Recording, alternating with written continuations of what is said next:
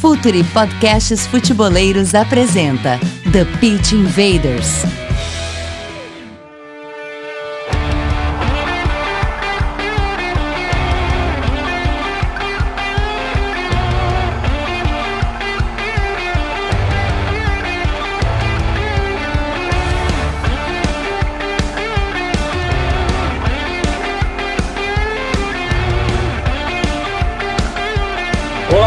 Futeboleiros! Olá, futeboleiras! Futuri Podcasts Futeboleiros apresenta The Pitch Invaders, episódio 80. Meu nome é Eduardo Dias, eu sou o host em mais essa invasão futeboleira pelo SoundCloud, iTunes, YouTube e pelo já clássico www.futuri.com.br.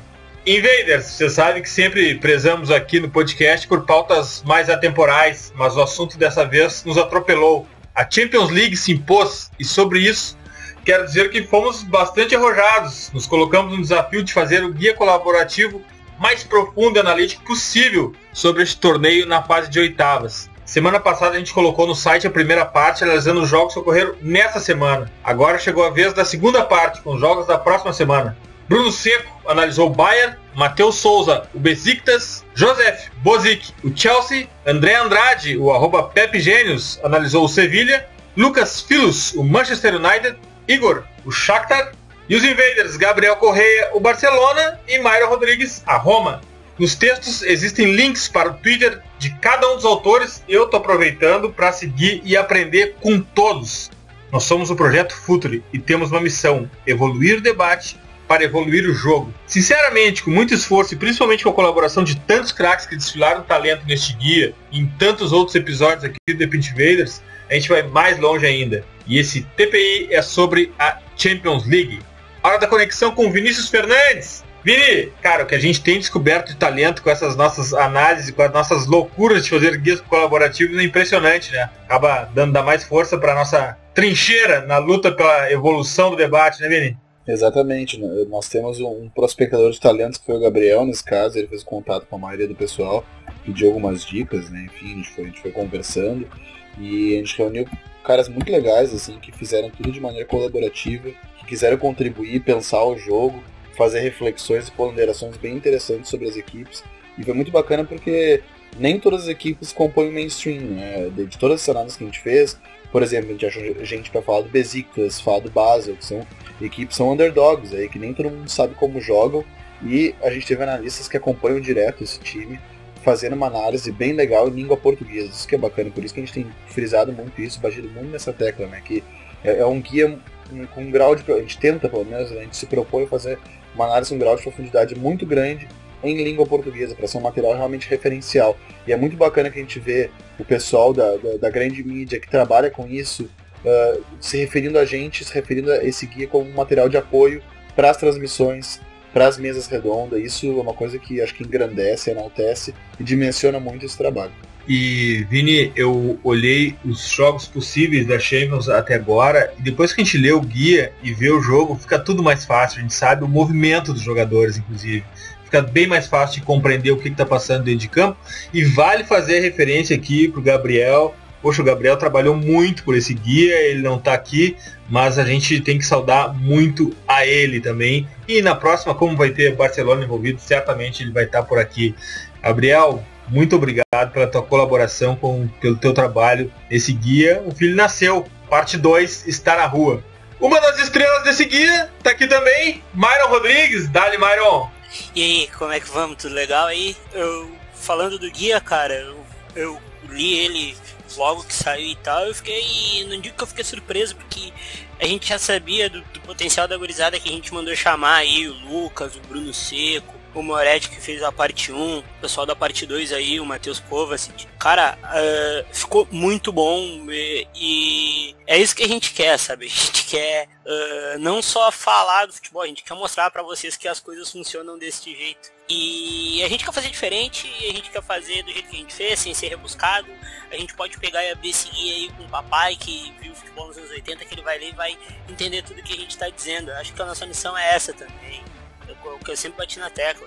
A nossa missão é alargar o campo para mais gente poder chegar na gente e gostar e ler o que a gente tá fazendo. É isso mesmo. E é só o começo, tem mais coisa ainda aí, a Copa tá chegando. E invadindo pela primeira vez o The Pitch Invaders, Murilo Moreira, jornalista do ESPN FC, e que nos ensinou sobre o momento da Juve no guia da Champions do Futre. Bem-vindo, Murilo! Valeu, Eduardo. E aí, Myron, tudo bom? Murilo, Tranquilaço. Vamos falar só um pouquinho sobre Champions League, mesmo que seja um pouco triste agora, né? Vamos lá. Outra estreia aqui no The Pitch Invaders, Igor Júnior, administrador do Manchester City Stuff no Twitter, e que escreveu sobre o City, o time mais hypado no momento no guia da Champions do Futre. Dali, Igor, seja bem-vindo, meu velho. Valeu pelo convite, um prazer estar aqui, um convite de longa data agora participando para falar dessa semana de Liga dos Campeões aí. Passando por aqui, um invader da casa, que já nos ensinou muito sobre o jogo aqui no The Pitch Invaders, analisou o Porto no guia da Champions do Futre. Luiz Cristóvão, analista de futebol, podcaster e blogueiro do Linha Lateral, várias vezes diga futeboleiro por aqui. Bem-vindo, Luiz. Olá, boa noite, um abraço para todos. Mais um invader, nosso parceiro do Passe e Posse, Jorge Luiz, que nos ensinou sobre o Madrid no guia da Champions do Futre. Dale, Jorge. Fala, Eduardo, fala pessoal, tudo certo? Acho que o guia do Future já falou bastante aí sobre o jogo. Acho que quem conseguiu ler as palavras que eu coloquei ali, o Renato, não ficou muito surpreso com o resultado. E estamos aí para debater, para destrinchar aí o jogo junto com o Renato, com o Eduardo, com o pessoal, para entender o que aconteceu aí com esse jogo que encaminhou bastante coisa, né? Outro invasor, Renato Gomes Rodrigues, jornalista, o cara do PSG no guia. Seja bem-vindo, Renato. Boa. Um abraço, Eduardo, aos amigos do Future aí, ao Jorge também, nosso parceiro aí do guia que tá sendo sucesso aí nas redes sociais. Enfim, a gente vai falar aí sobre o confronto, né? Primeira mão aí das oitavas de final da UEFA Champions League. Falar um pouquinho aí da derrota, né? Que, pelo menos do meu lado, né? Foi uma decepção. Falar um pouquinho da derrota do PSG pra galera. Invaders, o guia da segunda parte dos jogos da próxima semana está no ar, mas já que a gente já fez na semana passada a primeira parte, agora a gente tem que invadir o campo para analisar os highlights da primeira semana de jogos da fase de oitavas da Champions League.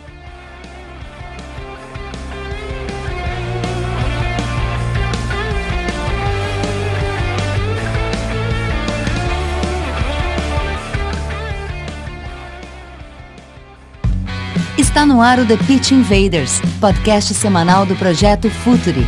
Cultura, análise e informação, com a profundidade que o futeboleiro merece.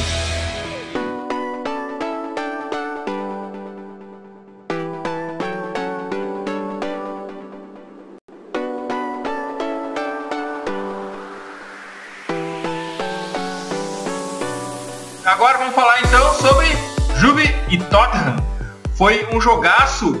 Murilo, na verdade, o que a gente sentiu nos primeiros minutos foi que faltou experiência para o Tottenham ter grandes jogos como a Champions League, afinal de contas, mata-mata não tem relação alguma com uma liga. Tu sentiu isso também no começo do jogo? Cara, eu acho que não só o início do jogo, mas o jogo inteiro, eu consegui resumir o jogo inteiro como estranho. Eu acho que é o melhor adjetivo para classificar o jogo, porque foi um início muito avassalador da Juventus, depois sentaram atrás e o Tottenham começou a jogar bem, e aí a Juventus atacava. Foi bizarro, o jogo foi bizarro. A inexperiência pode contar um pouquinho, mas eu acho que seria só uma leitura meio de 10% do jogo, assim. Sim, eu falo mais do começo do jogo. O Myron, tu não sentiu que o Tottenham demorou um pouquinho, porque é tanta diferença entre, sei lá, 20% do jogo para os outros 80% do jogo, de postura, de posicionamento, de protagonismo, que o que transpareceu é que a Tottenham demorou 15, 20 minutos ali para entrar no jogo. Tu sentiu que a falta de participar de grandes jogos com mais frequência fez esse começo de jogo pender muito mais para a Juventus? E a Juventus, a velha senhora, a experiência, a escola italiana se aproveitou disso, Myron? Fazendo uma metáfora aqui, era como se a Juventus estivesse num ringue, ganhando o cinturão mundial, desse um knockdown, o juiz abrisse contagem, levantou e derrubou de novo. Foi muito rápido. Tanto que eu falei até que a Juventus tinha matado o confronto em 10 minutos. A experiência contou muito, sim. A Juventus, ela é um time muito cascudo. A gente não pode menosprezar isso, mas a gente também não pode dizer que é só isso. Sobra qualidade na Juventus, né? Pjanic, nos 20 primeiros minutos do jogo foi só dele. Higuaín colocou o Vertonghen no bolso, colocou o Davinson Sanchez no berço como se fosse criança. Ainda também teve um Mandzukic muito batalhador no início também. A Juventus foi neutralizando as coisas em 10 minutos e isso pesou muito. O Tottenham, por mais que seja um bom time e o modelo seja muito solidificado, naqueles 10 minutos sentiu, não tem como dizer que não, sabe? Mas aí, como a gente vai falar mais pra frente, o modelo também fez o Tottenham se reerguer, daí a gente vai falando mais sobre isso. Murilo, até que aparece Eriksen e Dembélé e muda o jogo. Meu Deus, tô tendo pesadelos ainda até hoje. Eu queria ter assistido, eu não consegui assistir de novo o jogo, mas eu queria ter assistido exatamente só pra ver Eriksen, Ali e Dembélé. Foi impressionante como o Ali e o Eriksen começaram a jogar atrás do Kane de tal forma que Pjanic começou a ficar perdido, o Khedira parecia um torcedor que estava no campo, tinha pagado um ingresso um pouquinho mais caro, o Bernardeschi fazendo sei lá o que também, e aí o Dembélé estava ali na boa, recebia a bola, tocava pro lado, tocava pra frente e colocava 3 caras no cara do gol. Isso foi bem chato, né, pra Juventus, mas assim, foi excelente pro jogo. E excelente também pro confronto, né, porque o empate, convenhamos que pro Wembley vai ficar bem legal o jogo. Hein, Byron, se no próximo Enem cair como tema da redação esse Juve Tottenham, não tem como omitir Dembélé desse jogo e Christian Eriksen dessa redação, né? Não tem como. Primeiro porque o Dembélé é um dos jogadores mais subavaliados da Europa, assim. Ele é um cara que tem muito toque, ele alia força e técnica e leitura de jogo. E o Eriksen se aproveitou de uma armadilha ao contrário do Allegri, porque o Douglas Costa, eu esperava um 4-2-3-1 com o Douglas Costa aberto pela esquerda. Quer dizer, eu esperava o Douglas Costa por dentro, encostado no ataque, mas foi num 4-1-4-1 com o Douglas Costa de interior, ao lado do Khedira. E naquilo ali, o Eriksen conseguiu se posicionar atrás do Douglas Costa, pegando o espaço entre o zagueiro pela direita, que era o Benatia, atrás do Douglas Costa, ficava na entrelinha e também pegava o espaço do Decílio. E ali ele conseguia pegar a bola muito confortável e o Dembélé estava achando ele o tempo todo. Mas não só ele, e também teve achando o Ali, porque o Ali foram uns encaixes pequenos do Pochettino. O Ali ele foi empurrado para frente para tapar a saída do Pjanic. Depois que ele foi para lá, a bola não andou. E o Eriksen pegou esse espaço num triângulo, entre aspas, que ele pegava a bola confortável, porque o zagueiro não sabia se dava o bote, o Pjanic não sabia se cortava o movimento dele ou se o Douglas recuava para marcar um pouco. E o desgarre do Douglas para pressionar a saída do Dembélé estava dando muito jogo pro Eriksen. Tanto que a bola chegava ali e ele conseguia achar o Kane toda hora enquanto a gente finalizar ou dar uma bola pro Dele Alli. Foi uma atacada de mestre do Eriksen se posicionar ali. É um cara de QI muito grande assim para jogo. Eu sou muito fã, suspeito para falar dele. Inclusive no primeiro gol foi bem isso, né?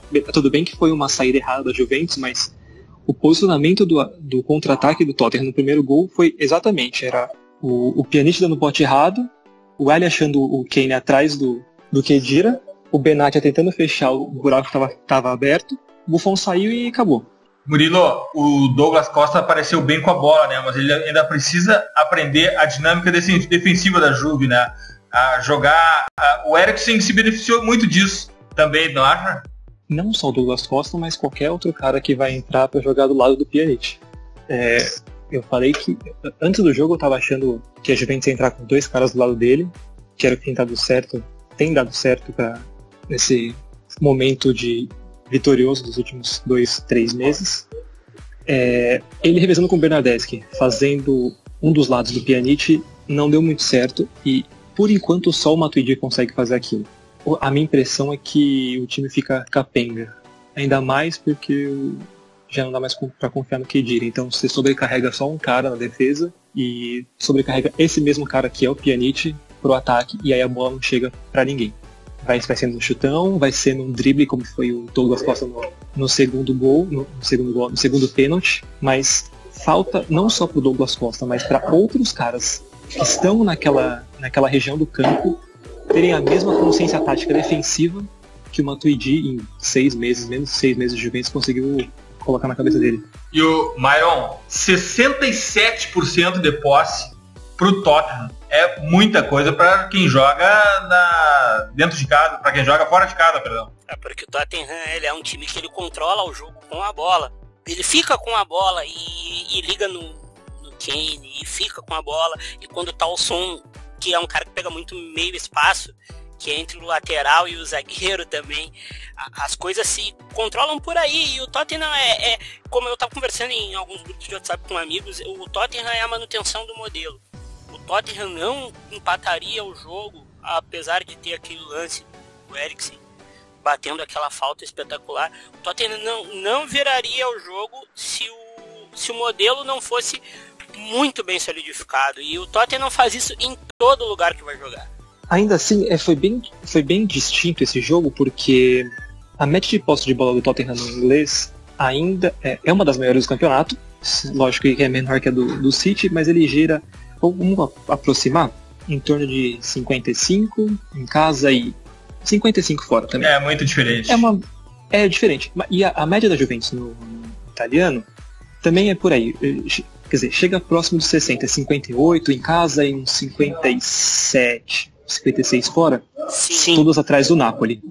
Ainda assim, com 65% do Tottenham fora de casa, contra a Juventus, na Arena, é uma coisa muito surreal ainda. É completamente fora da casinha. Não, é fora do comum mesmo. É impressionante. Christian Eriksen, 6 chutes, foi o cara que mais chutou. Harry Kane, 5 chutes. Harry Kane é um cara grande, né? Um cara do tamanho de uma Champions League, né, Myron?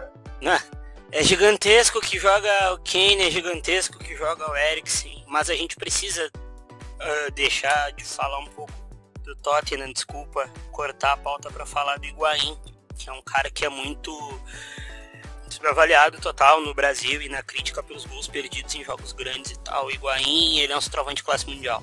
A gente precisa falar isso, sabe? O Moretti, a gente ficava conversando no WhatsApp na hora do jogo até.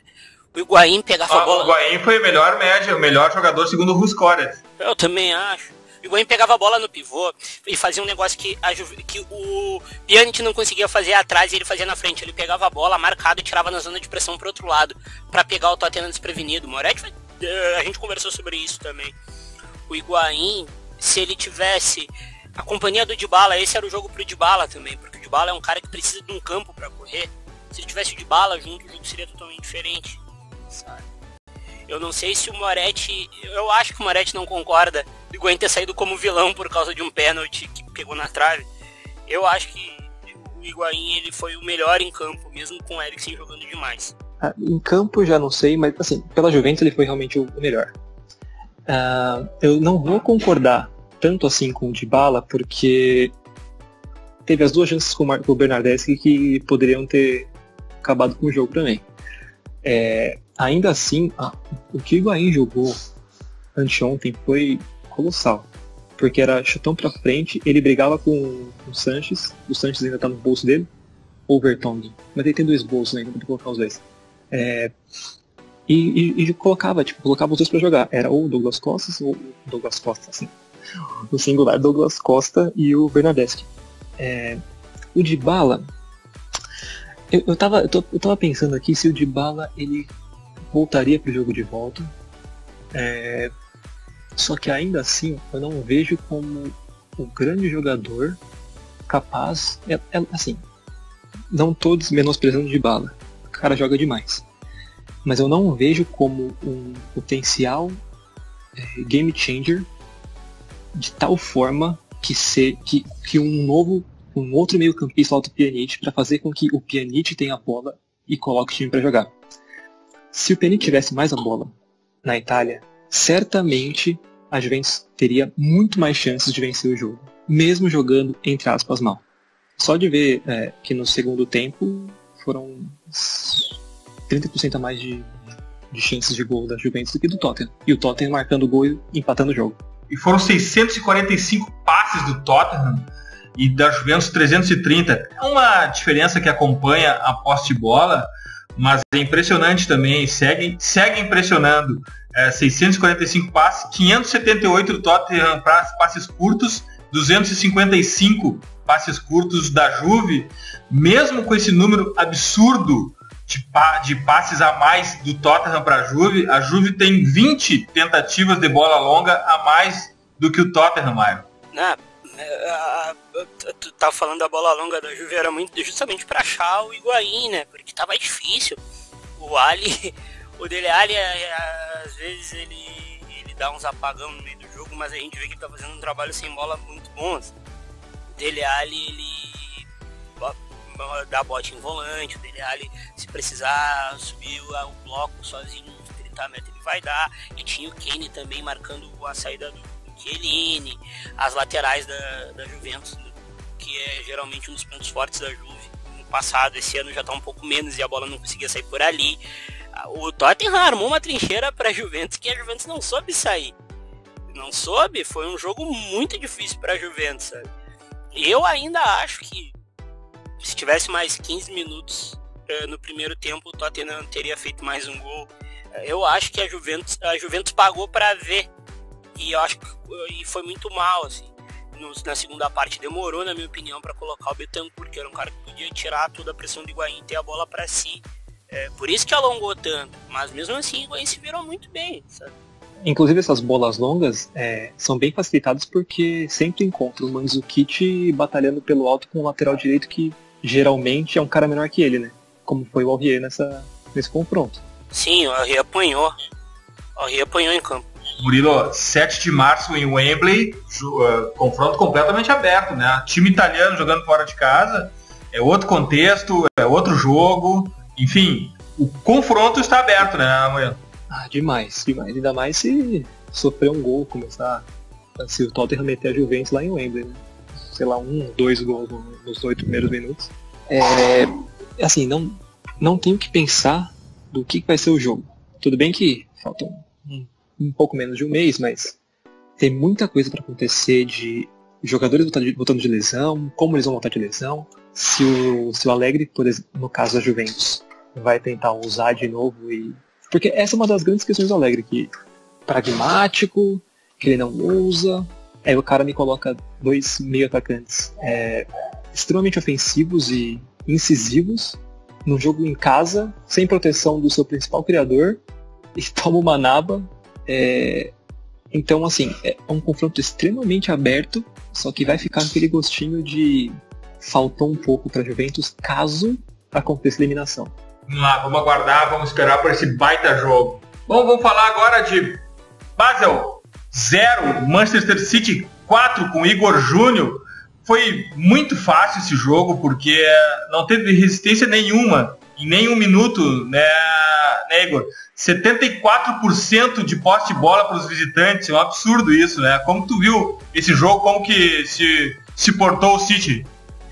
Então, eu acho que a grande virtude do City nesse jogo foi mostrar algumas qualidades daquela fase ali de setembro e outubro, que o time estava totalmente avassalador, que é o seguinte, o time não foi aquela coisa mais intensa possível, porque até não precisou, até pelo frio que fazia no estádio também, mas a partir do momento que você faz 1-0 no adversário, você aproveita esse momento para fazer o segundo e fazer o terceiro e matar o jogo de vez. E aí, com menos de 30 minutos, já estava tudo praticamente resolvido, com a bola parada sendo importante de novo, né? O Gundogan aparecendo dentro da área, depois o Bernardo Silva pisando na área também, que é uma coisa importante quando não se tem o Sané, porque muda bastante os mecanismos de ataque do time, e depois o Agüero matando com o chute fora da área, uma colaboração do goleiro nesses lances também, né? Mas aí depois disso foi só administrar mesmo, com uma atuação bem segura ali do meio campo para frente. A zaga até sofreu um pouco, mas foram lances mais isolados mesmo. E é impressionante como a gente vendo no mapa de jogo, no mapa de calor, nos desenhos das posições normais, nas posições habituais durante o jogo, como o jogo foi inteiro no campo do Basel, né? Foi todo o tempo assim durante o jogo, Igor? Tirando os primeiros 15 minutos ali, mais ou menos, antes do gol do Gundogan, o Basel nesse período do jogo até tentou umas graças, porque a marcação alta do City não estava encaixada.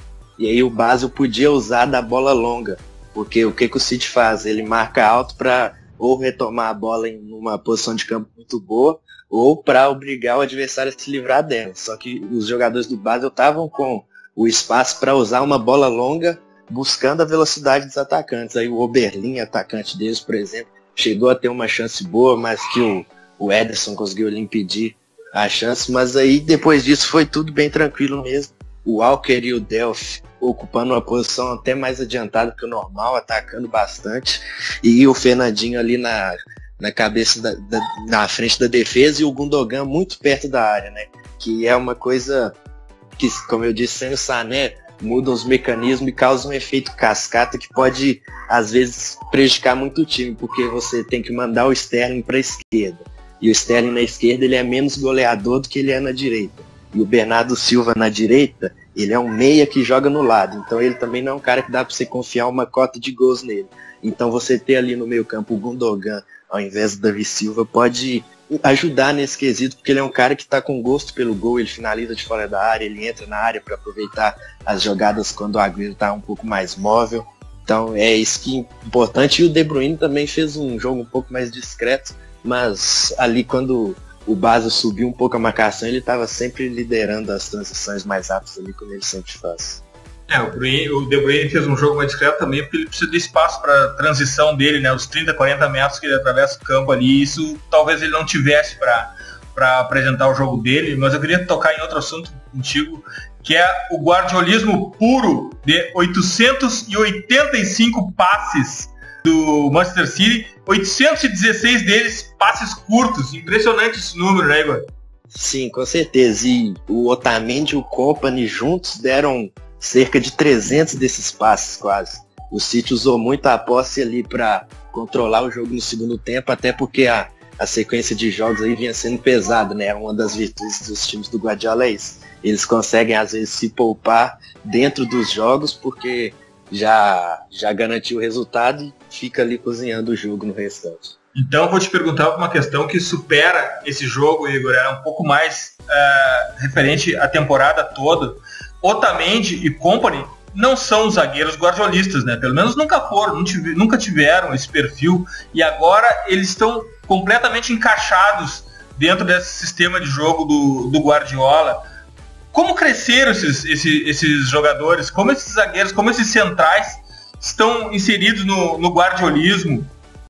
O que aconteceu nesse? Foi maturidade deles? Foi mais uma mágica de Guardiola, Igor? Então, o Kompany, até como ele nunca tem sequência, eu acho que ele às vezes ainda tem um pouco de dificuldade. Ele força muitos passes. Era algo que era uma dificuldade pro Otamendi também. Na temporada passada ele já jogava bem às vezes, mas ele forçava muitos passes e é o que acontece com o Kompany agora. Mas já com o Otamendi é uma evolução total em todos os quesitos do jogo. Até sem a bola também, porque ele era um zagueiro muito precipitado, que quebrava a última linha de marcação para dar bote lá no meio campo. E hoje em dia isso não acontece mais. E hoje ele é praticamente o zagueiro intocável, né?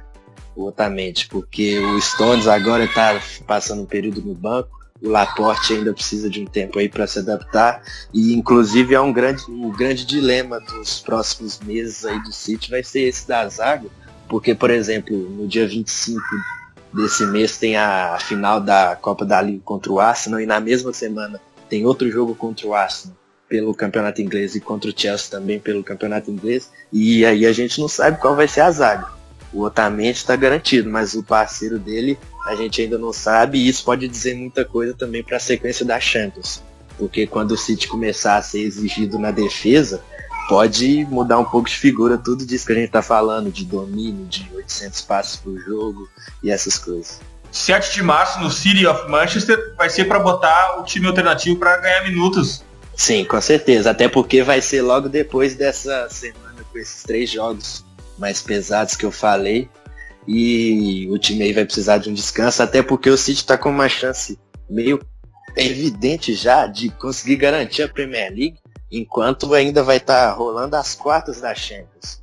Então seria uma folga no calendário aí muito grande depois para ir administrando a reta final para ver o que acontece nas quartas e no restante da Liga dos Campeões, que com o nivelamento que está nessa temporada, ao meu ver, o Barça agora está se destacando um pouquinho, mas há um nivelamento no nível dos times, é uma chance até real de título mesmo para o City. Vamos começar a nossa análise sobre Porto 0, Liverpool 5 no Dragão. Luiz, isso fugia de qualquer prognóstico, qualquer possibilidade, essa distância tão grande. Essa distância, ela foi construída, imagino que por questões de jogo, né? Mais do que por estratégia. Por onde que começou? Foi a plataforma do Porto que induziu a isso? Foi o Liverpool agressivo? Por onde é que começou isso? Olha, na minha análise, parece-me que o Porto entrou com o 11 que tinha que entrar. A novidade, digamos assim, nas escolhas do Sérgio Conceição foi o lançamento do Otávio como segundo avançado, mas na prática a ser quase um terceiro médio na equipa portista. O Otávio, infelizmente, não entrou com a intensidade necessária na partida, e creio que aquilo que terá falhado, sobretudo no confronto com o Liverpool, foi, por um lado, um Liverpool muito mais tranquilo na forma de ter a bola e de segurar, digamos assim, o ritmo do jogo, e depois o Porto a revelar aí sim muita incapacidade na segunda bola. Sempre que o Liverpool ultrapassava a primeira linha de pressão, sobrava sempre bola no meio campo já do Porto para os jogadores do Liverpool, e aí havia muito perigo. Nem Herrera nem Sérgio Oliveira conseguiram defensivamente ou ter a eficiência que teriam que ter para impedir que o Liverpool chegasse ao golo. O problema depois surge ao minuto 24, e aí sim é que as coisas começam a desabar. A tendência já não era muito favorável, mas desabam. Minuto 24, o José Sá, o guarda-redes do Porto, coloca a bola perante a pressão. A equipa do Porto perde essa bola já no seu meio campo e acaba por sobrar para Sadio Mané, que vai fazer um remate.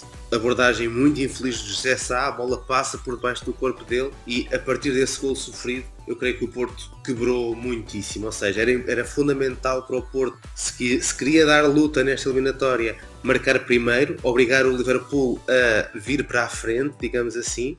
Aconteceu o contrário, e a partir daí toda a diferença de ritmo entre Liga Portuguesa e Liga Inglesa acabou por ser demasiada para a equipa do Sérgio Conceição.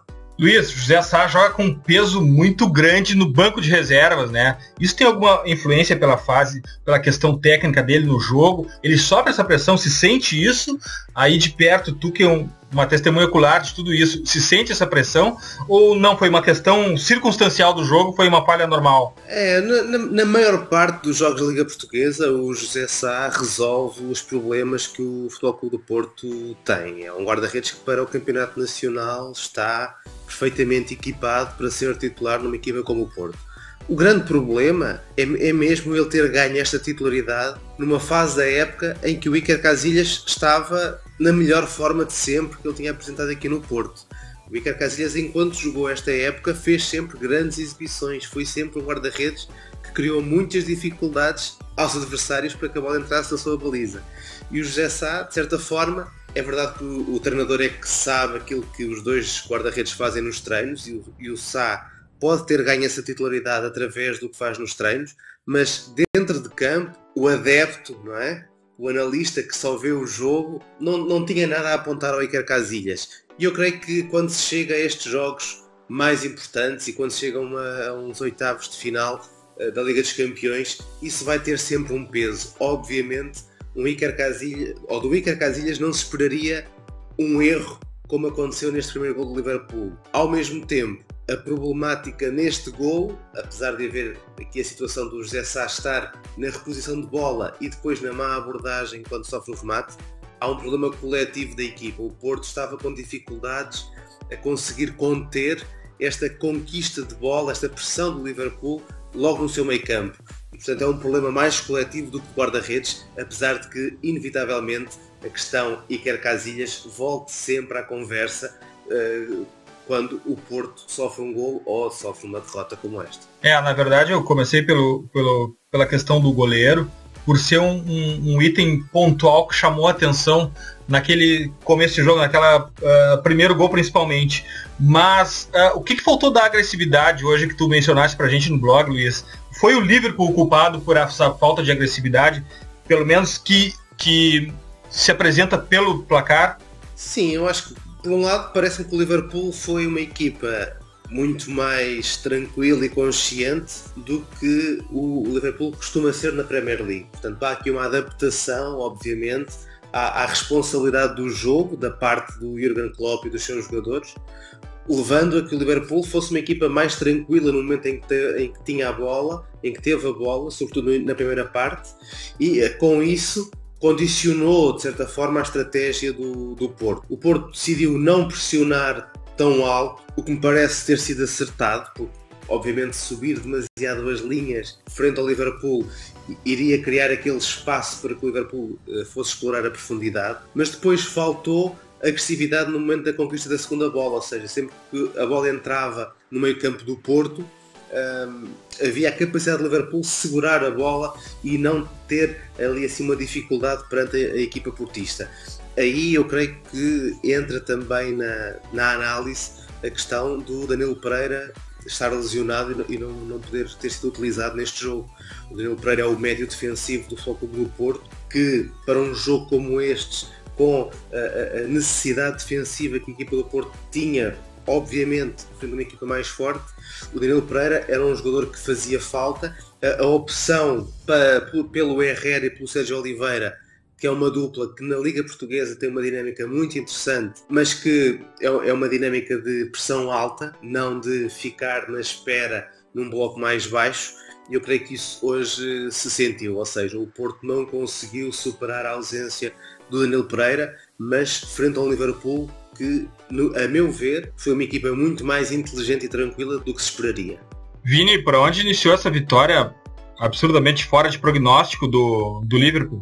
Ela foi fora de prognóstico, mas eu lembro de comentar no meu texto, preciso fazer essa referência, que o Liverpool seria muito importante para o Liverpool abrir o placar. Isso seria fundamental para um time como o Liverpool, que joga no contra-ataque, que se sente confortável jogando no contra-ataque, ainda mais sem o Coutinho.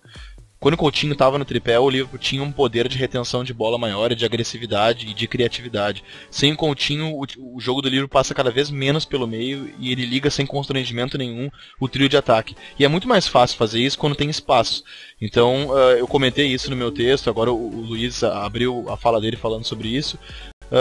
Sobre o quão importante foi para o desenrolar da partida o Liverpool abrir o placar. E isso é fundamental. Dos 5 gols do Liverpool, 3 foram de contra-ataque. Ele tem um trio muito vertical, muito veloz, que o Klopp, sabido disso, ele não posiciona o trio, sobretudo os extremas dele, para recompor muito. Os extremas eles fazem uma meia recomposição, muitas vezes eles cercam só o passe dos volantes, eles não recuam para combater junto com os laterais, justamente para estar numa posição mais facilitada e mais próxima do gol para o contra-ataque. E o Liverpool deu uma aula de contra-ataque hoje, e sobretudo porque o Porto teve muita dificuldade de pressionar o trio de meio-campistas, né? O Milner e o Wijnaldum fizeram uma partida muito boa, o Henderson conseguiu controlar muito bem o jogo. Eu acho que aí sim passa talvez pela ausência do Danilo Pereira mesmo, porque eles tiveram muita facilidade, tanto o Sérgio quanto o Herrera são bons jogadores, mas eles são caras mais leves, assim. E me pareceu que o Milner e o Wijnaldum, em momento algum, se sentiram pressionados. O cara que foi mais pressionado no meio de campo, que conseguiu ser melhor pressionado e anulado no primeiro tempo, foi o Firmino. O Firmino está com a marcação dobrada no primeiro tempo, ele que tem como característica pegar, se posicionar, receber a bola dos volantes e atrair a marcação. Quando ele fez isso, a marcação dobrou no primeiro tempo, ele teve muita dificuldade de jogar, mas no segundo não. No segundo o Porto se viu obrigado a atacar e projetar seus jogadores no campo ofensivo. O Firmino teve mais facilidade para jogar, conseguiu desenvolver o futebol que ele tem desenvolvido brilhantemente nas últimas rodadas. Acho que quem torceu o nariz para ele precisa ver um vídeo do Thierry Henry analisando o gol do Momo Salah, acho que no final de semana passado, e todo o trabalho de inteligência do Firmino, de posicionamento e assistência. Essa vai ser minha dica futeboleira, inclusive, já vou antecipar. Ele é um jogador cada vez mais pronto e inteligente, hoje é o 9 da seleção brasileira, ele fez um segundo tempo brilhante, e o Liverpool fez isso. O Liverpool matou o Porto no contra-ataque, muito porque quem ligava esse contra-ataque não estava pressionado, ou teve muita liberdade para jogar. E é aquela coisa, a atuação do Liverpool hoje, ela atesta que o Liverpool é um time que cada vez mais é um time cada vez mais direto, se sente mais confortável com isso. O Klopp no segundo tempo fez inclusive um experimento que ele não vem fazendo, que ele colocou o Matip, que estava sem ritmo de jogo, em tese é o titular, e fez um trio de zagueiros com o Lovren e o Van Dijk, e jogou no 3-4-3, que talvez seja um formato que ele, ou deveria com uma linha de 5, com 2 no meio e mais 3, enfim, como queira, mas ele já percebi que talvez ele vai recorrer a isso para proteger o miolo. Vini, qual foi a conexão, qual foi a faísca que gerou a combustão desse Liverpool? Para mim, assim, o Mané hoje ele foi um ponto, se ele devia atuações da Premier League, porque acho que ele estava um pouco abaixo do Firmino, do Salah. Hoje ele fez uma partida fantástica, assim. E o ponto de combustão talvez seja Milner-Mané. Essa ponte aérea aí foi fundamental no jogo de hoje. O Milner deu, acho que foi a 5ª assistência do Milner nessa Champions League. Ele tá jogando muito bem e é impressionante a versatilidade desse jogador. Ele pode jogar como um extrema, como um apoiador, como um lateral esquerdo, como um lateral direito. Ele tem um controle muito grande das ações, ele é muito maduro para jogar, ele tem uma leitura muito apurada do jogo. O passe que ele deu pro Firmino no final do jogo. Enfim, é um cara que tem muito os atalhos do campo. Parece que ele é um cara que não cansa, não joga exaurido, porque ele tá sempre bem posicionado.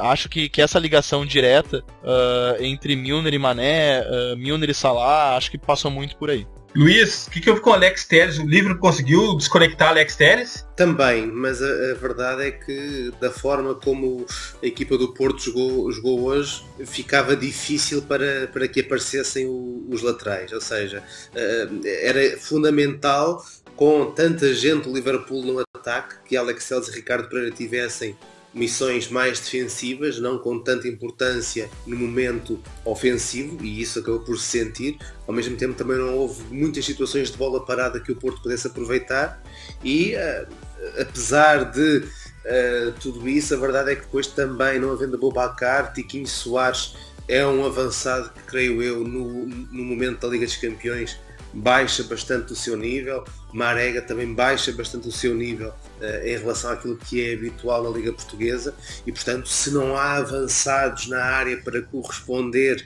àquilo que o Alex Telles pode alimentar, as assistências acabam por não saírem.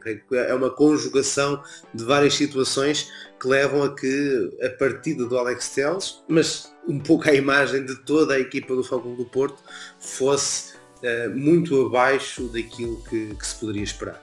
Luiz, eu queria a tua análise sobre o Firmino. O Firmino também ele é um gerador de espaços.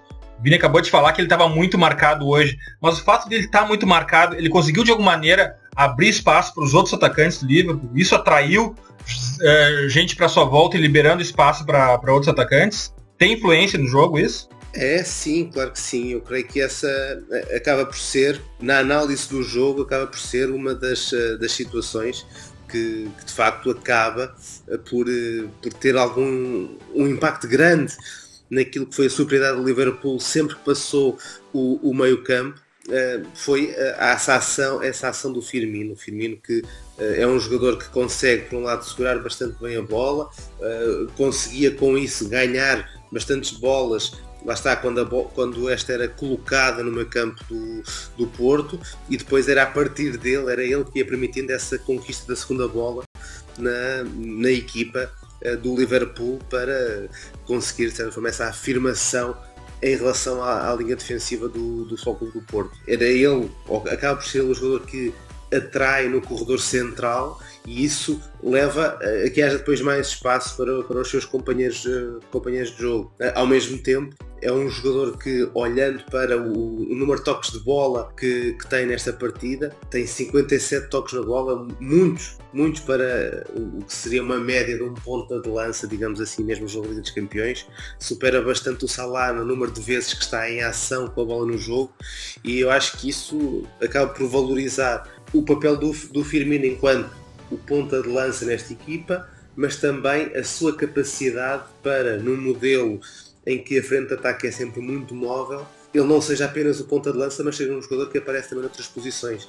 De facto, essa para mim é a grande chave, a grande dificuldade que o Liverpool acaba por impor às equipas adversárias. É que tem 3 armas ofensivas, todas elas muito fortes, que conseguem trocar de posições entre eles sem que se note grande diferença, ou seja, nenhum deles assume um papel mais fixo em termos daquilo que é a frente de ataque. Eles trocam muito entre si e isso vai sempre criar muitas dificuldades às defensivas adversárias, que podem preparar armas para parar um ou outro em determinadas zonas do terreno, mas isso não impede que, com o decorrer do jogo, esses jogadores não venham a aparecer noutras situações.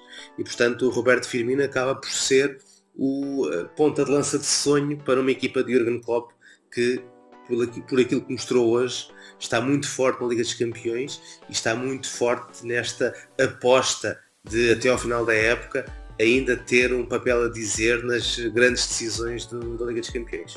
Verdade. E a volta dia 6 de março em Anfield, praticamente para cumprir tabela.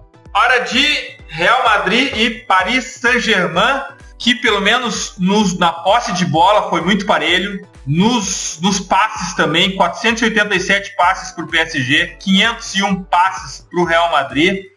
Jorge, foi um jogo definido por circunstâncias e momentos, né? A gente não pode, de alguma maneira, estabelecer um contexto em que tenha havido uma dominação total de algum clube, pelo menos me pareceu assim. O que tu achou dessa primeira perna aí, desse grande confronto? Foi bem por aí. Começando ali pelo primeiro tempo, a gente consegue ver um equilíbrio bastante grande. E eu deixo isso, para mim é muito claro que isso acontece por conta dos jogadores do PSG, porque o PSG nunca vai estar morto numa partida com os caras de frente que o PSG tem. A qualquer momento, Cavani, Mbappé e o Neymar podem, em um segundo, matar todo um confronto. E eu deixei isso bem claro ali no meu Twitter. Então, esse equilíbrio eu deixo bastante por conta disso. Só que eu vi um domínio, não um domínio, mas uma vantagem bastante grande do Real Madrid desde o primeiro minuto.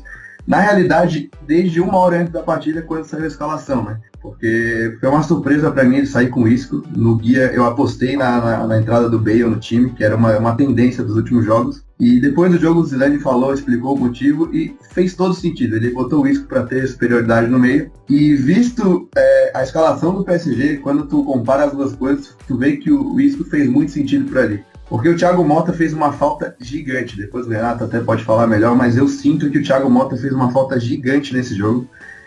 Eu não consigo acreditar que um elenco caro desse não tenha um reserva à altura para um titular de 35 anos, né? E o Lo Celso vinha muito bem no PSG, muito bem na Liga Francesa, só que a gente sabe que o nível de exigência da Liga Francesa para o jogo do Real Madrid é uma coisa completamente diferente, né? Então, ele já apresentava problemas defensivos, no meu ver, nos jogos da Liga Nacional, só que são problemas que ficam abafados porque a qualidade é muito diferente, né?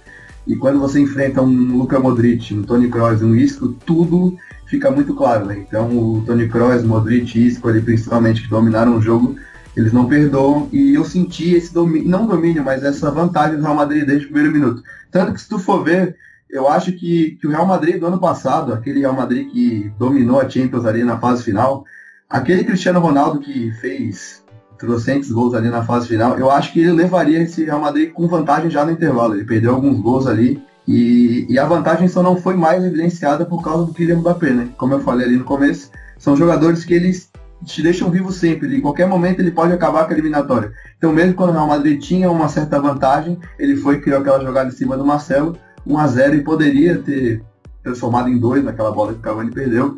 Mas eu senti ali, principalmente no primeiro tempo, uma vantagem bastante grande do Real Madrid. E a vantagem fica mais clara quando a gente analisa números, Jorge. Nos desarmes, né? Tem Casemiro, Nacho, Marcelo e Isco foram os caras que mais desarmaram durante o jogo. Os 4 primeiros da tabela de desarme aqui são do Madrid. Isso evidencia tudo, na realidade. E principalmente se tu comparar com os jogadores defensivos do PSG. Eu não tenho os números aqui, depois eu até procuro, mas o número de desarme de Marquinhos, do Kimpembe e do Lo Celso foi muito baixo. Já seria um número baixo se tu comparar com o do Real Madrid, baixíssimo. Então acho que isso evidencia bastante coisa. A defesa do Real Madrid conseguiu sucesso para frear esses caras. E essa estatística que tu falou realmente, para mim, define bastante coisa, deixa bastante claro o que foi o jogo. Renato, foi um jogo, como a gente falou antes, de momentos, né? Foram pontos circunstanciais que definiram, porque o placar não tem muita relação com o que o jogo mostrou, né? Vai nesse caminho aí, Eduardo. O Jorge falou da escalação do PSG sem o Thiago Motta, né? O que ficou claro, assim, pra gente que acompanha aqui a Ligue 1, e o pessoal que eu comento nas redes sociais é que o Emery ele escolheu um meio campo de Ligue 1, do nível da Ligue 1, para jogar a maior competição continental do mundo contra o maior vencedor dela. Então já dá para ter meio que um parâmetro assim da diferença. E opôs, né, o Real Madrid, o meio campo do Real Madrid com o meio campo do PSG. Isso ficou muito claro, principalmente no ritmo que as duas equipes exerceram. Você pega Modric, Kroos e Isco, controle total, num ritmo alto, numa assertividade super surpreendente, assim, enquanto o PSG teve muita dificuldade para sair desde a defesa ali, principalmente com o Lo Celso, né, que foi, na minha visão, foi demais para menos no jogo, né? Ele sob pressão ali, teve muita dificuldade para reagir mesmo diante de toda a agressividade que o Real Madrid exerceu sobre ele. E esse aspecto aí da saída de bola, com o PSG não tendo um Cavani presente, né, para pelo menos agregar mais um aspecto aí no jogo direto, dar mais um desafogo aí pro PSG, o time da França acabou meio que prejudicado nesse aspecto e nunca mostrou a capacidade de controle que ele mostra todo final de semana na Ligue 1, né? E acho que, apesar disso, o PSG conseguiu aproveitar muito dos problemas de estrutura mesmo do Real Madrid para surpreender ali com o Neymar, com o Mbappé, com as individualidades, né? Mesmo bem longe do gol, eles posicionados muito baixo, eles conseguiram criar algumas oportunidades. E acho que principalmente eu revi o jogo mais cedo para prestar atenção mais nos detalhes mesmo, e teve pelo menos acho que umas 4 ou 5 ocasiões que o Yuri Bertich, o lateral esquerdo, subiu, né? Ele avançou ali no último terço de campo, dentro do campo do Real Madrid, e isso colaborou muito para que o PSG tivesse criado mais oportunidades. Acho que a mais clara é aquela com os 37 do primeiro tempo, que o Neymar conseguiu conduzir para dentro e serviu o Cavani dentro da área, né? Que o Cavani acabou meio que se enrolando ali com a bola. E acho que, assim, considerando os problemas do Real Madrid para defender, o Cavani não foi um grande problema pro PSG, mas acho que a falta de sinergia entre Mbappé, Cavani e Neymar, acho que foi um fator determinante, assim, para meio que colocar um freio nas ambições do PSG em busca do gol, né? Que chance eles tiveram, né? Como o Eduardo citou, você disse muito bem, é que o placar meio que não traduziu o que aconteceu no jogo, porque o PSG teve muita chance mesmo de tentar pelo menos ampliar o placar ali, tentar fazer pelo menos 2, 3 gols para meio que melhorar a situação, que acabou sendo bastante ruim no final. Renato, o Unai Emery foi contratado único e exclusivamente pelo sucesso dele no mata-mata da Europa League. Neymar foi contratado pelo projeto de Champions League que o Paris Saint-Germain tem.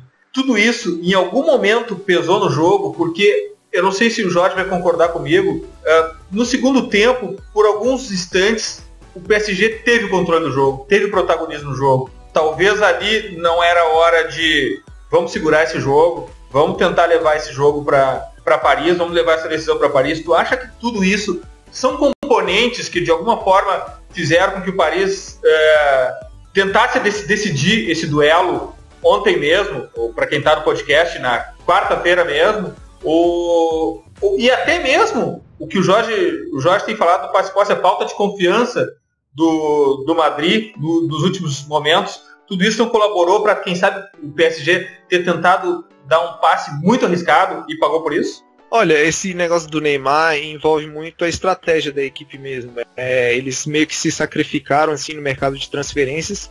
Isso entra muito na coisa do Thiago Motta também, que do fato dele não ter um substituto, como o Jorge disse. E acho que isso acabou pesando no elenco, porque o elenco acabou se tornando algo muito desequilibrado em relação aos outros competidores na Champions League. E acho que esse detalhe do PSG ter tido a oportunidade de controlar o jogo, de ter sido superior em relação ao Real Madrid, principalmente no segundo tempo ali, a partir da troca, a saída do Cavani e a entrada do Meunier, isso, considerando a superioridade numérica ali no centro do campo, que não foi uma zona muito utilizada em boa parte do jogo, isso acabou colocando o Daniel Alves meio que acabou potencializando assim o impacto que o Marcelo teve no jogo do Real Madrid. Foi meio que acabou sendo semelhante ao que o Daniel Alves acabou tendo depois dessa mudança aí. Só que o PSG ele simplesmente não está acostumado a jogar com esse esquema, e também faltou muita criatividade, porque o PSG nos últimos meses, nos últimos meses a gente está no começo do ano, mas nos últimos jogos aí, depois da virada do ano, o time está muito rígido, ele perdeu muito em fluidez. E isso está colocando muito peso nas costas do Neymar. A gente sabe que ele é um jogador fenomenal, que é capaz de fazer o que ele fez ontem, criar 13 dribles por jogo, criar, acho que foram 4 chances claras, meio que isolado, assim, porque o Real Madrid tentou congestionar bastante o setor ali do Neymar. Muitas vezes ele conduzia próximo do centro do campo, tendo que enfrentar 3, 4 adversários ali, muita perna na frente do Neymar, e sem apoio fica difícil mesmo pro PSG conseguir se estabelecer dentro do campo do Real Madrid. Isso ficou mais claro no segundo tempo, né, com a entrada do Meunier e a saída do Cavani. Esse foi um ponto que o pessoal está criticando muito na Emery, né, por causa da substituição, mas eu acho que isso foi um fator determinante para o PSG ter crescido ali. Eles ficaram mais ou menos uns 20 minutos ali sendo superiores mesmo que o Real Madrid. Eles conseguiram conquistar metros dentro do campo. O Verratti teve muito mais participação ali nas combinações junto com o Daniel Alves no centro do campo. E o que faltou mesmo foi maior criatividade. Acho que faltou mesmo uma maior conexão ali do Neymar com o resto da equipe. A gente costuma ver bastante também os laterais, né? A subida dos laterais são muito importantes para adicionar mais poder de fogo ao ataque do PSG, e a gente vê o perfil do Yuri, do Meunier, que não são, assim, fisicamente não são capazes de agregar, assim, nessas coisas de ida e volta. Eles são muito lentos, principalmente num jogo desse tipo, né, que o Real Madrid obriga você a jogar num ritmo muito alto, tem que ser muito assertivo mesmo nas coisas que você faz. E até o momento que o Zidane colocou o Lucas Vázquez e o Marco Asensio, foi meio que o PSG perdeu a chance, assim, de tentar conseguir o resultado mais favorável, e a partir daí,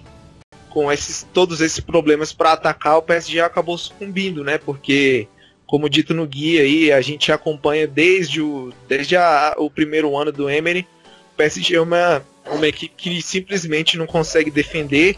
Eles não estão preparados para resistir um longo período, assim, assistindo o outro time controlar através do uso da posse da bola, né? E no fim acabou sucumbindo aí com o 2-1 e o 3-1. Jorge, completando o que ele falou, esse momento de domínio do PSG no segundo tempo é realmente o único momento que eu vejo que o PSG teve uma vantagem. E ao contrário do que muita gente falou, que muita gente criticou a substituição do Cavani, eu achei uma substituição bastante interessante, foi bastante legal. Primeiro que o Daniel Alves ele é um jogador que já não tem aquela potência física para fazer o que ele fazia antes de ser aquele lateral ponta, de aguentar 90 minutos num nível alto. E ele é um jogador que ele estava sendo determinante na construção do PSG pela direita. Então achei muito interessante tu avançar ele e ter um jogador mais físico por ali e tirar o Cavani, que querendo ou não era um jogador que a cota de gol deles é absurda, mas é um jogador que eu não queria ter visto ontem saindo jogando no time do PSG. E a prova de que foi uma substituição bacana foi que ali o PSG começou a ser dominante, e o que prova isso é a substituição do Zidane.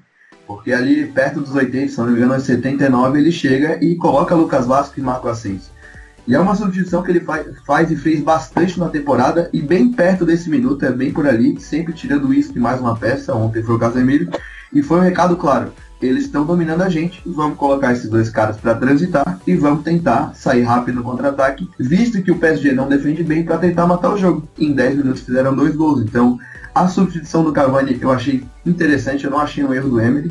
O ponto é que o Zidane viu um erro e corrigiu muito certo, né? Porque ele tem uma máquina chamada Marco Asensio que mudou o jogo. Para mim, o Marco Asensio é o cara responsável por ter mudado toda a equipe. E como o Renato falou aí, a gente que acompanha mais de perto, ou pelo menos tenta acompanhar mais de perto, o time do PSG tem muitos problemas, muitos mesmo, e esse foi o fator que me fez acreditar que o Real Madrid tinha vantagem, mesmo com toda a crise da temporada. E defensivamente os problemas eu falo, eu digo nas duas fases, assim, transitando, quando tu perde a bola e tem que voltar para marcar, e também marcando baixo, como o PSG tentou fazer. O Real Madrid conseguiu entrar muito na área do PSG. O Cristiano Ronaldo terminou o jogo com 10, 11 finalizações. Tu não pode deixar um jogador do nível do Cristiano Ronaldo finalizar 11 vezes contra o teu gol. Claro que teve as faltas e tudo, mas o Cristiano Ronaldo finalizar 11 vezes contra você tem que agradecer que ele só fez 2. Porque se ele tivesse no nível de outras temporadas, com certeza ele teria feito até mais. Né? E completando o que o Renato falou antes ainda, no começo da fala dele, sobre o Emery ter colocado um meio campo de Ligue 1 na Liga dos Campeões, eu peguei os números aqui do Modric, do Kroos e do Isco, que para mim configuram claramente junto com o Casemiro o grande meio campo do mundo. E se tu for ver, o Modric terminou o jogo com 95% de acerto de passe, o Kroos 98% e o Isco 96%. Meu Deus. Então isso demonstra o que foi o jogo, deixou os caras controlar. Lo Celso, Verratti e Rabiot. Rabiot que não vinha em boa fase, fez o gol, mas não foi uma atuação que me agradou. Lo Celso que não conseguiu repetir as atuações. E o Verratti, que é um craque, só que ali no PSG ele perde muito peso com esse estilo mais caótico, assim, não conseguiram dominar os caras, eles entraram no jogo e se tu deixar o Modric e o Kroos jogar, só aceita a derrota e prepara para a próxima, porque eles são diferenciados. E para terminar, uma curiosidade do Modric, eu costumo dizer que ele é o rei da Champions, né? Se tu pegar desde 2014, o Real Madrid nunca foi eliminado quando o Modric estava em campo. Eu deixei isso bem claro no guia. Em 2014 o Real Madrid foi campeão, 2016 campeão, 2017 também. E em 2015 foi eliminado naquela semi para a Juventus no momento que o Modric estava machucado, ou seja, ele não estava em campo. Então quando o Modric está em campo, o Real Madrid nunca é eliminado pela Champions. E ontem ele deixou claro que ele me deixou uma sensação que parece que enquanto ele estiver jogando, o Real Madrid nunca vai ser eliminado, porque é muito diferente. E contra o Celso, o Rabiot, contra um meio que mal domina a Ligue 1, o resultado é esse. E Luka Modric é o cara que reescreveu a função de meio campista, né? E só para pegar esse teu número, Jorge, altíssimo de acerto de passe de Modric, Isco e Kroos, é bom a gente salientar que eles jogam na zona de pressão, porque se a gente vê Varane e Ramos com esse índice de acerto de passe, ok, tudo bem, jogam na saída de bola sem pressão, às vezes até jogam com alguma pressão, mas Modric, Isco e Kroos fazem a construção do time na zona de pressão, então o índice é absurdo. Eu queria saber mais de ti, Jorge, também sobre Marcelo, como que se cuida de Kylian Mbappé e se faz gol na meio da partida?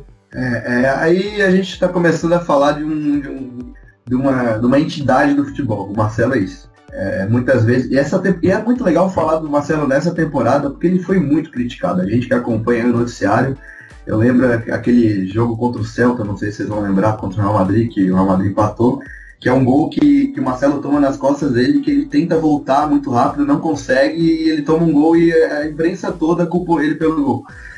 E o Marcelo, ele nos faz entrar naquele papo de que há uma grande diferença entre ser o melhor e estar o melhor, né?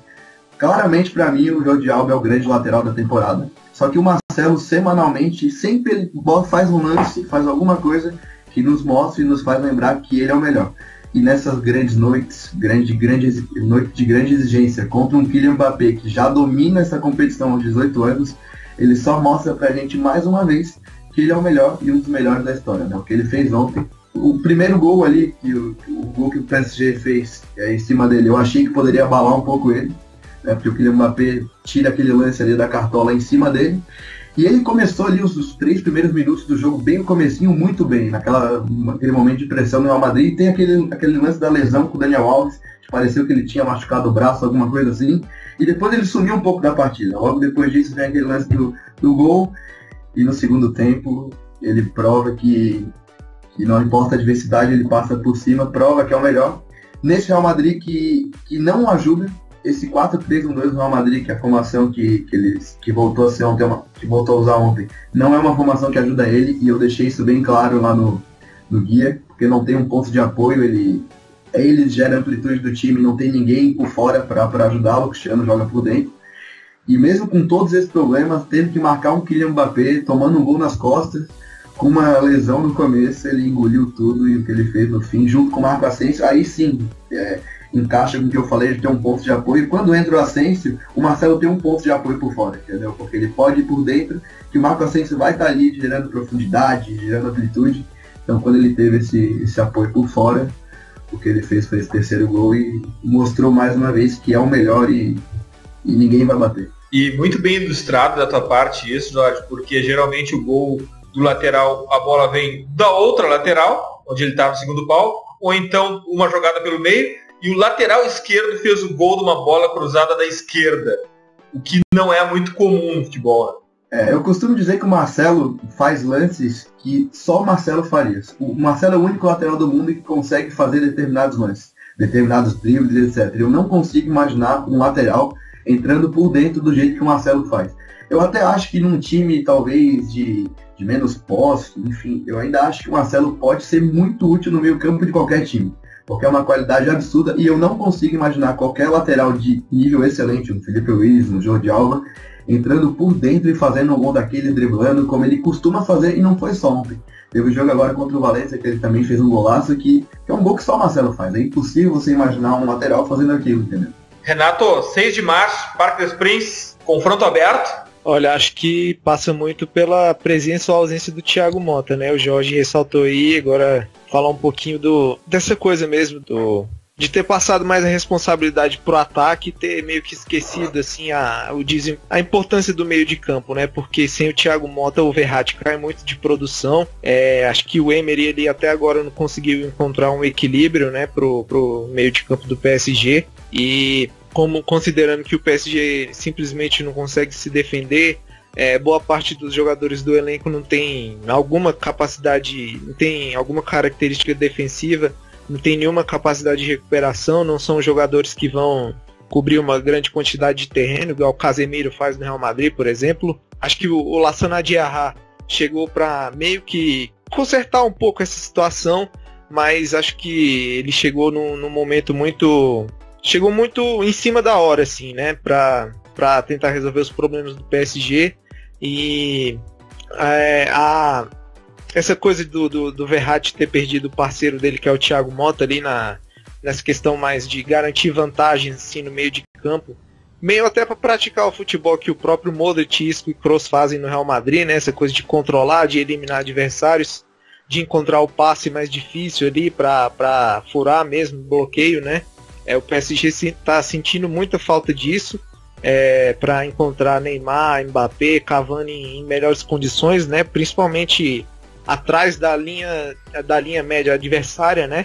Que essa, na teoria, seria a posição ideal para continuar o sentido do jogo do PSG ali com o Neymar, com o Mbappé no centro do campo, né? Partindo de fora para dentro. E vamos ver, né? Eu acho que os problemas do PSG são muito grandes para a gente ser tão confiante assim, confiar na vitória. Eu acho que o PSG tem muita capacidade para agredir o Real Madrid, mas eles não têm capacidade para segurar esse ataque, né? A gente costuma falar que é um vendaval assim, e o PSG não está preparado para lidar com isso defensivamente. Então eu acho que pelo menos o detalhe que pode ser determinante aí é o retorno do Thiago Motta, porque com ele pelo menos você se protege com a posse da bola, né? Você guardando ali a bola com o Thiago Motta, com o Verratti, com o Rabiot, você vai sofrer menos defensivamente, é meio lógico assim mesmo o processo. Então acho que pelo menos nesse aspecto aí, acho que o Thiago Motta é o único fator aí que pode aumentar bastante as chances do PSG em tentar conseguir a vitória, mas acho que, considerando todos os problemas do time, o aspecto defensivo vai acabar pesando, o PSG não está preparado para resistir.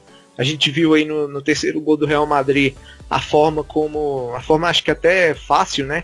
Como o Real Madrid consegue eliminar um por um ali do meio de campo, o Daniel Alves que já estava meio cansado assim, o Rabiot que estava meio que num ritmo abaixo, né? Meio que trotando assim. E o Verratti tentando compensar ali a falta de agressividade dos companheiros, também entrando na roda ali facilmente, na zona do campo ali na esquerda, com Marcelo, Bale, Asensio, Kroos. Então foi muito fácil para o Real Madrid ter tirado o meio de campo dessa jogada aí. E acho que a história deve se repetir aí no dia 6, no Parc des Princes. E é isso. Se com o Thiago Motta as chances aumentam, mas acho que o PSG não está preparado aí para aguentar o ritmo, né? Aguentar a força do Real Madrid por mais 90 minutos. Bom, na verdade a gente tem uma certeza, é que nessa primeira semana de oitavas de Champions, todos nós do Futuri, os que fazem o projeto, os seguidores, colaboradores, todos ganhamos muito, aprendendo-nos muito. Quando vai ao ar esse episódio 80 do The Pitch Invaders, a segunda parte do guia já está no www.futuri.com.br. Está sendo uma aula, estamos aprendendo muito com a Champions League, com os colaboradores, com os textos, com as conversas que a gente tem tendo no podcast. E agora é hora das nossas dicas futeboleiras. The Pitch Invaders apresenta Dicas Futeboleiras.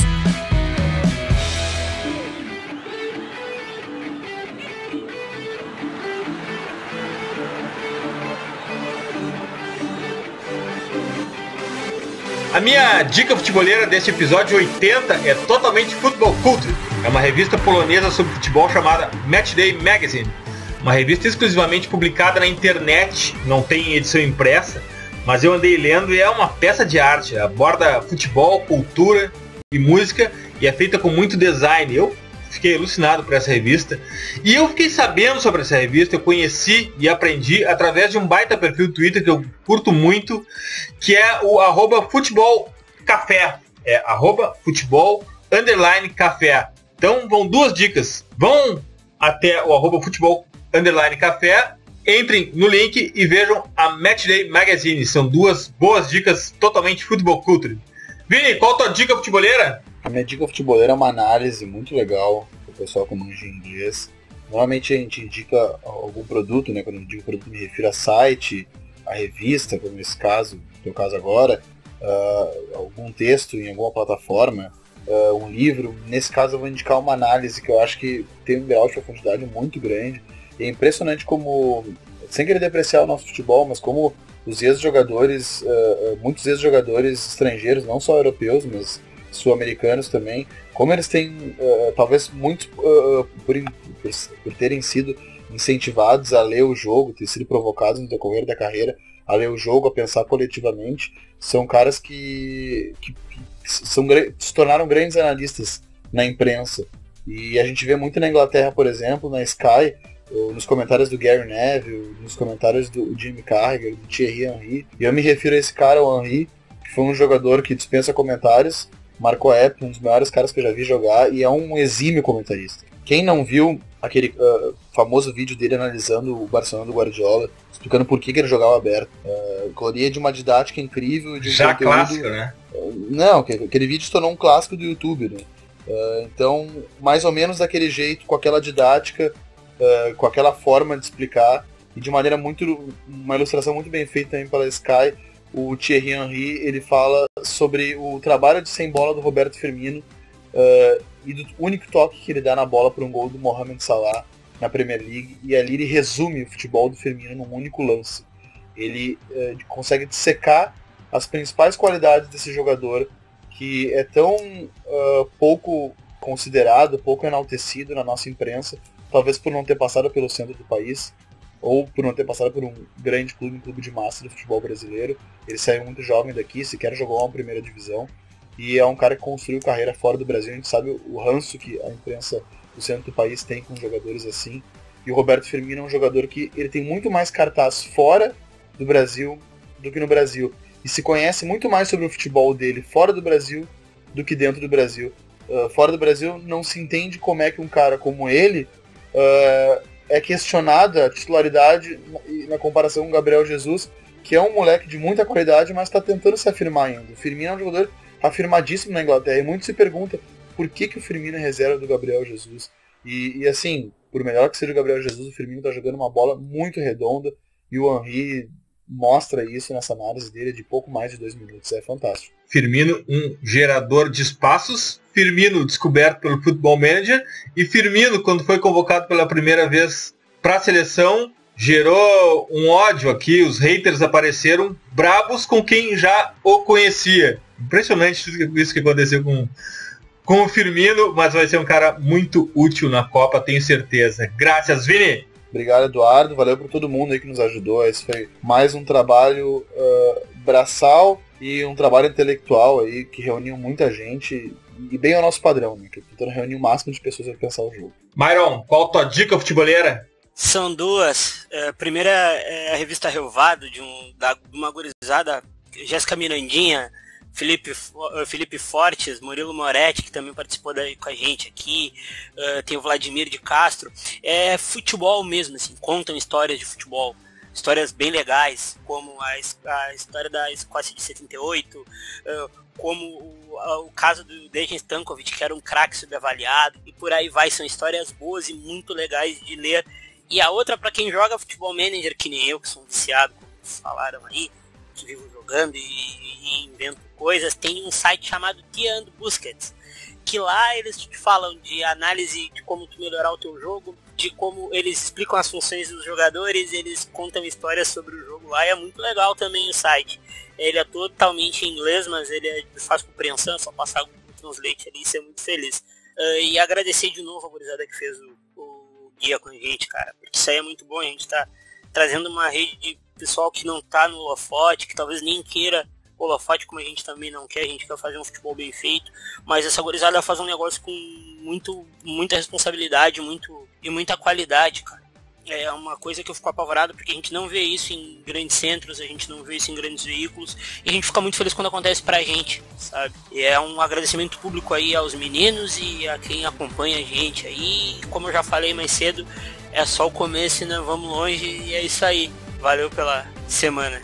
Graças, Myron. Murilo, qual a tua dica futeboleira? Olha, não é só porque eu torço pra Juventus, mas a dica futeboleira vai ficar pra série documental que vai estrear amanhã na Netflix, chamado Prima Squadra, que vão ser os 6 primeiros episódios de uma série que a Netflix fez sobre a Juventus. Então acho que vale a pena assistir, que deve ser uma iniciativa muito legal que outros clubes certamente deverão copiar. É bem legal sentir o torcedor assistir como que realmente os jogadores, comissão técnica e todo o envolto do clube trabalha. A gente lá dentro. Graças, Murilo. Valeu, gente. Qual a tua dica futeboleira, Igor? Minha dica futeboleira vai pro blog do City no ESPN FC, do meu amigo Javier Freitas. Ele tá lá acompanhando todas as partidas e alguns outros temas que surgem durante a semana. Às vezes eu dou meu pitaco lá também. Acho que vale a pena conferir. Vale a pena, e certamente um pitaco de qualidade, pelo que a gente já viu no guia da Champions do futuro. Graças, Igor. Valeu, até a próxima aí, sempre que precisar, só chamar. Valeu, meu velho, cara, muitíssimo obrigado. Qual a tua dica futeboleira, Luiz? Olha, eu vou aconselhar a visita a um site italiano chamado L'Ultimo Uomo. Para mim, que não sou muito fluente em italiano, nem sempre é fácil acompanhar tudo aquilo que está neste site em termos escritos. Imagino que muitos dos ouvintes deste podcast sejam melhores a ler italiano do que eu, mas a verdade é que a qualidade dos artigos, sobretudo os artigos táticos sobre equipas da Série A neste site, o Último Homos, é muito, muito alta, e vale a pena, mesmo com essas dificuldades de leitura, visitar o site e ficar a saber quase no pormenor aquilo que valem as equipas italianas neste momento. Graças, irmão, graças, Luiz. The Pitch Invaders Futuro, sempre de portas abertas para ti. Um abraço, até a próxima. E qual a tua dica futeboleira, Jorge? Então, aproveitei que é ano de Copa, né? Eu quero valorizar isso, minha primeira participação aqui no podcast com vocês. Então eu queria indicar aqui o livro O Mundo das Copas, do Lício Veloso Ribas. Um livro bastante extenso, grande. Ele é um livro um pouco diferente, porque ele faz um resumão assim de todas as Copas do Mundo até 2006 ou até 2010. Isso. E não é um livro assim que ele vai te contar uma história, sabe? Mas ele vai falar sobre todas as Copas do Mundo, todos os jogos. Ele vai dar uma ficha técnica, dados, um breve comentário sobre as partidas, a seleção da Copa. Então aí a gente está a 100 e poucos dias da Copa, acho interessante ressaltar isso. Eu aprendi e aprendo muito, eu leio esse livro aqui todo dia, sempre vejo um pouquinho no jogo. E esse livro aqui tá me abrindo as portas, assim, abrindo a cabeça para eu começar aí um projeto legal que vai ter em junho, um acompanhamento bastante legal da Copa, que mais pra frente a gente revela aí. mas em ano de Copa a gente tem que ressaltar isso, e para quem quer estudar um pouquinho sobre Copa e se ficar um pouco mais ambientado com o que está vindo por aí, esse livro aqui eu acho importantíssimo, O Mundo das Copas, do Lício Veloso Ribas. E também vendendo um pouco meu peixe, indicando aí uma segunda dica, que o pessoal acessar lá o @passe e posse, que é um projeto que eu toco. Eu falo sobre tudo sobre futebol, um pouquinho sobre tática, um pouquinho sobre, enfim, tudo que é sobre futebol que aparece lá, que dá vontade, eu falo, debato, e sempre buscando conhecimento, tentando aprender um pouquinho mais. E fico feliz com a participação e que eu pude ajudar um pouco no guia, que eu li e ficou realmente excelente. Graças, Jorge. Na verdade, tu falou que foi a primeira, tenho certeza que não será a última. E também sigam o Passe e Posse, façam como eu. Obrigado, irmão. Sou eu que agradeço e vamos pra cima. Qual a tua dica futeboleira, Renato? Vou acabar puxando a sardinha aqui um pouco pro meu lado, né? Eu acho que desde 2006, mas os meninos estão desde setembro de 2002. A gente tá tocando aí. A periodicidade não é semanal, quinzenal, mas a gente sempre arruma uma pauta aí com a liderança aí do Eduardo Madeira, com a participação do Felipe Papini, Eduardo Ramos, Flávio Botelho, Vinícius Ramos e do Bruno, né, que integram assim, a equipe do Le Podcast do Fute. Então essa aí fica a minha dica, que a gente tenta debater aí os assuntos da Ligue 1, trazer mais um pouquinho de informação, de opinião sobre o futebol da França aí pra galera. A gente fala também da seleção. A gente já teve um episódio especialíssimo aí falando sobre a situação do Bastia, que a gente convidou o Simon Balachev, que faz parte do Lucarno Posé, que é um podcast francês que ele trabalha aqui no Brasil, lá pro pessoal da França. Então a gente tá aí trazendo opinião, informação sobre o futebol da França. A última edição foi gravada recentemente também, após o jogo, a edição número 73, já a gente está na edição 73. Participou comigo o Flávio, né, junto com o Eduardo Madeira. Então é isso, a gente falou aí um pouquinho também sobre o PSG nessa última edição do podcast, e é isso. A gente está aí comentando no Twitter também. Eu vou aproveitar, igual o Jorge fez, vou me promover também mais um pouquinho, no @ergo, vai se falando mais vezes aí pelas redes sociais, interagindo. E um abraço aí pros amigos do Future FC e até mais. Até mais, Renato. Muito obrigado, cara. A gente da equipe do Future quer agradecer a cada um de vocês que colaboraram com o guia e a cada um de vocês que leu, se deleitou com o guia e assim como nós, aprenderam também. E nunca esqueçam, os podcasts futeboleiros do Futre, The Pitch Invaders e Entre Linhas, estão no iTunes, no SoundCloud e no YouTube. Assine nosso canal, assine nosso feed, receba nosso conteúdo futeboleiro on demand. Sigam também nossa playlist futeboleira, #WeLoveFootball do Futre FC no Spotify e curtam a melhor galeria de futebol Futre do Instagram, no perfil Futre FC. Invadam também nosso blog futeboleiro, www.futre.com.br. Se deliciem e aprendam, assim como nós aprendemos com a segunda parte do guia sobre as oitavas de final da Champions League. Segunda-feira, 21h30, tem live no Facebook e no YouTube. Fiquem atentos e aquele convite de sempre. Pense o jogo. Abraço e até a próxima invasão, The Pitch Invaders.